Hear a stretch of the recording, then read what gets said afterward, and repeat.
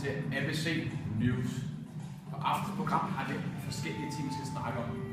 Først skal vi snakke om uligheden i det amerikanske og danske uddannelsessystem.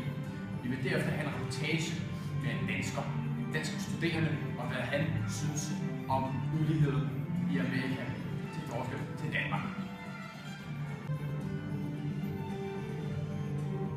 Flere og flere amerikanske studerende tager større og større lån for at komme på college. Det betyder, at de derfor efter underminerer den amerikanske drøm og først bliver gældfri, når de er blevet 40 år. Vi vil nu rapportere over til en dansk studerende, der har at sige hans mening omkring dette. Og nu vil vi finde en tilfældig dansk studerende og høre ham om, hvad han mener om den amerikanske situation.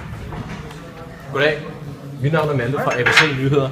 Må jeg stille dig nogle spørgsmål omkring den debat, der har været for tiden omkring det amerikanske uddannelsessystem? Ja, jo, det må du gerne. Vidste du godt, at den gennemsnitlige amerikanske studerende betaler $30.000 om året for at gå på college? Det vidste jeg ikke, nej. Det betyder rent faktisk, at de står til gæld om ørerne, indtil de er plus 40. Det vidste jeg ikke, det lyder vildt.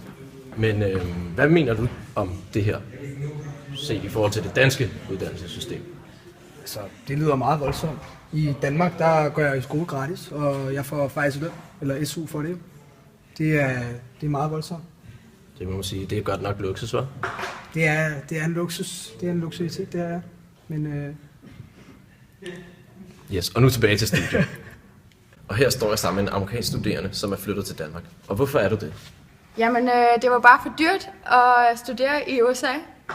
Så derfor så flyttede jeg til Danmark, og nu er det bare helt loan-free, og jeg har ingen gæld, og det er bare fest og ballade. Altså, det er bare cafépenge, og det er det hele. Jeg elsker det. Men hvorfor var du egentlig i gæld? Jamen, jeg kommer fra en familie, som ikke har så mange penge, og derfor så blev jeg nødt til at flytte til Danmark, hvor jeg så kunne arbejde, og så kunne jeg betale af det, jeg har brugt på college, og så nu får jeg cafépenge, og dem kan jeg så bruge. Efter jeg har arbejdet, så bruger jeg pengene til at betale af på min gæld, og så har jeg cafépenge, som jeg så kan bruge på at have det sjovt. Men de her cafépenge her, hvad er det for noget? Jamen, det er penge, du får af den danske stat, som du kan bruge på din uddannelse og på andet sjov og ballade. Og nu tilbage til studiet. Jeg sidder her i studiet med Malte, som er journalist for ABC Nyhederne, og Freja, som er ekspert for uddannelsessystemet i USA og i Danmark. Jeg vil her stille nogle spørgsmål til de her to eksperter og journalister. Amerikanske college-studerende tager enormt stor gæld for at komme ind på college. Gæld, som man først bliver afbetalt, når det er omkring 40 år.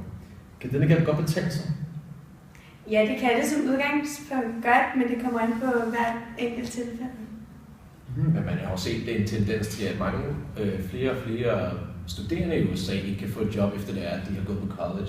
Og det fratager dem ligesom den her mulighed for at udleve den amerikanske drøm, netop fordi, at de står i gæld, indtil de er langt over 40 år. Nu er du snakker om amerikanske drøm. Uddannelse i Danmark er gratis. Jeg vil så sige, at man bedre kan udleve den amerikanske drøm her i Danmark.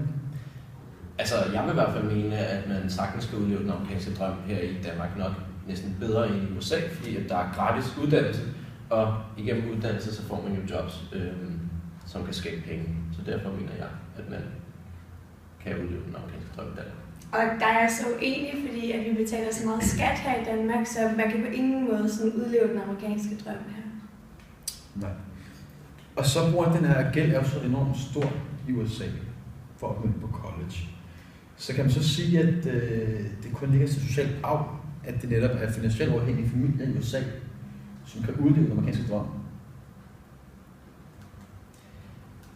Altså jeg vil mene, at det netop ligger til den her sociale arv, at økonomisk stærke eller ressourcestærke familier, de avler ressourcestærke børn, som kommer ind på college og får gode jobs og mange penge og sådan noget, hvorimod at fattigere familier, de har en tendens til at ikke at få deres børn ind på college, og derved får de heller ikke nogen job, som giver dem særlig mange penge eller noget. Og så er det sådan en ond spiral, hvor det er, at man ligesom bliver i den samfundsklasse, som man hele tiden har været i. Så de fælder ikke nogen muligheder for dem på college eller hvad? Altså jo, det kan godt være, at nogen får det, som hedder sådan en scholarship, hvor altså for eksempel, hvis de er gode idrætsfolk eller noget, så får de så deres college betalt på den måde. Så i USA handler det meget om at blive god til nogle ting, for at kunne komme videre, hvis man ikke har de finansielle midler til det.